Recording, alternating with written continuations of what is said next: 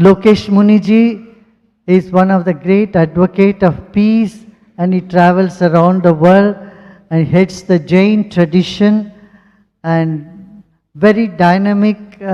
spiritual leader and known all over, and we welcome him. Yeah. Finally, I would request Muniji to just say a couple of words before we end.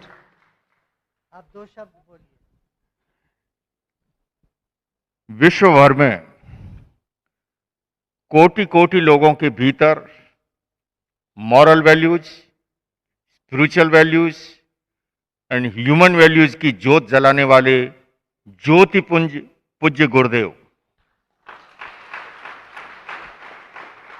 Respected mister Eric, गुरुदेव के इतने अथाह ज्ञान के बाद कुछ कहना बहुत ही अटपटा सा लगता है, पर मुझे लग रहा है गुरुदेव कह रहे हैं, जैसे अभी कह रहे थे कि गुरु पीछे खड़ा होता है कि चलो तुम, और मुझे तो कह रहे हैं कि पीछे नहीं, मैं तेरे साथ ही हूं, मैं तुम्हारे पास ही हूं, बोल तुम। दो शब्द इतना ही निवेदन करूंगा। बात चल रही है स्पोर्ट्स में एथिक्स की, बात है बिजनेस में एथिक्स की, पर मुझे लगता है स्पोर्ट्स में एथिक्स या बिजनेस में एथिक्स से पहले एजुकेशन में एथिक्स को लाना होगा। जब तक एजुकेशन में वैल्यू बेस्ड एजुकेशन नहीं होगा, बिजनेस की उम्र है 25 से 50 वर्ष की मान लीजिए, स्पोर्ट्स की भी उम्र मान लो मैं अगर कह दूं तो 18-20 से लेके 40-45 की, तो उससे पहले जब तक, क्योंकि मॉडर्न एजुकेशन सिस्टम जितना है वो केवल हमारे लेफ्ट हेमिस्फीयर को जगा रहा है, जो कि बुद्धि, गणित और तर्क के लिए रिस्पॉन्सिबल है, और इसीलिए जो अभी प्रश्न आया था हार और जीत के बीच का या स्पोर्ट्स के अंदर अनैतिक बातों का, जब तक मेंटल डेवलपमेंट और इमोशनल डेवलपमेंट का प्रावधान नहीं जुड़ेगा, और इसलिए पूज्य गुरुदेव आर्ट ऑफ लिविंग के माध्यम से जो अलग जगा रहे हैं वैल्यू बेस्ड एजुकेशन की, जो अलग जगा रहे हैं मेडिटेशन की, योग की, प्राणायाम की, क्योंकि स्पोर्ट्स के अंदर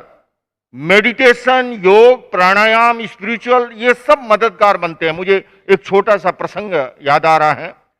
क्रिकेट की दुनिया में जिन्हें लोग भगवान भी कहते हैं, सचिन तेंदुलकर जब नर्वस 19 के शिकार हो रहे थे लगातार, चंडीगढ़ से उन्होंने संवाद स्थापित किया। उनके मित्र ने, किसी ने कहा,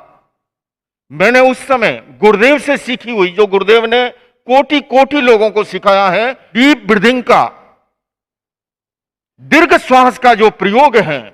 वो एकाग्रता की रामबाण औषधि है। और स्पोर्ट्स के अंदर भी, चाहे विद्यार्थी हो, चाहे खिलाड़ी हो, चाहे व्यापारी हो, सफलता की कुंजी कहीं है तो वो एकाग्रता में है। तो आज मैं समझता हूं ऐसे सागर के बीच में हम गोते लगा रहे हैं, जो ज्ञान का सागर है, जिन्हें अनुभव है इन सारी चीजों का,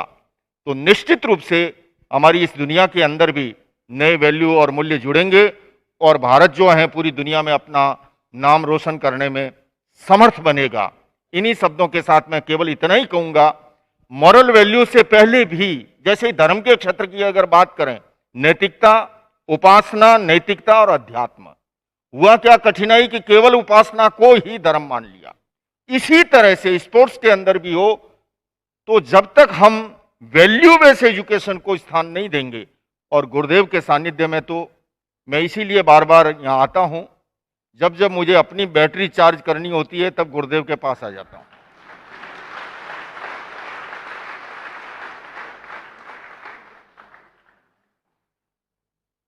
सैकड़ों हजारों स्कूलों को, बच्चों को निःशुल्क शिक्षा का जो प्रावधान है,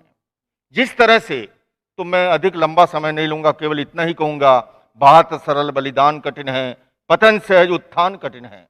बात सरल बलिदान कठिन है, पतन सहज उत्थान कठिन है, गाता है खंडर का हर पत्थर, ध्वंस सरल निर्माण कठिन है। गुरुदेव जो निर्माण का कार्य कर रहे हैं, जो सृजन का कार्य कर रहे हैं, जो उत्थान का कार्य कर रहे हैं, और इसीलिए कहूंगा कि इतिहास कांच के टुकड़ों का नहीं, उज्जवल हीरों का बनता है, और इतिहास घास के तिनकों का नहीं, फौलादी तीरों का बनता है। अरे समरांगण में हथियार डालने वालों, इतिहास कायरों का नहीं, ऐसे त्यागी, तपस्वी, महान वीरों का बनता है। इन्हीं शब्दों के साथ ओम।